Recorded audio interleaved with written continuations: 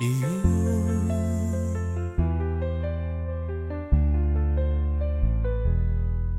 Rumo naglalakaw sa bilog na banwa,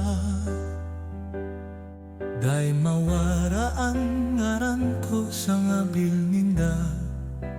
Iyo sabi ninda, nabuhay ako marikas, day mapirmi sa sarong lugar. Ang totoo day ako para sa mga kawat na pareho ninda.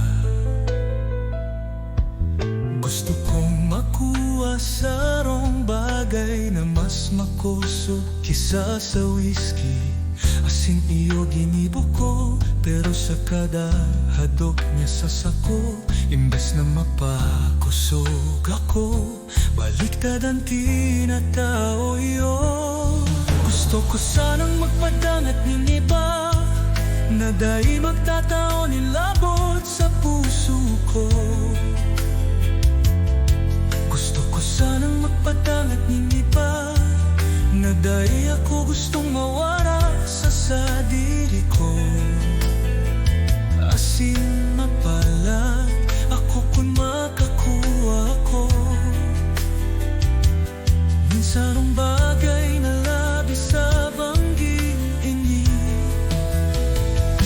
Gusto ko sanang magpadangat ng iba, na dahil magtatao nilabot sa puso ko. Gusto ko sanang magpadangat ng iba, na dahil ako gustong mawara sa sadiri ko.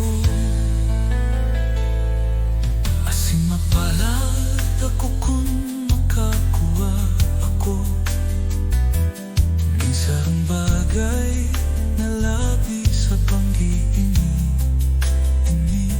Gusto ko sanang magpadangat ng iba,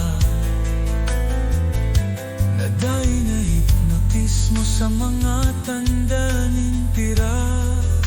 Asin maliwanag na mga ilaw, arukan sa indang pagkahilig iyo. Kaipuhan ko minsaro na ipag-orgulyo ko, iyo ko. Nadadarahon sa sakong banwa, matapat na mga mata, na dahil magdadara sa pagsolo sa banggi. Maski ngayon nasa tubangan ko siya, dahil ko aram kung taan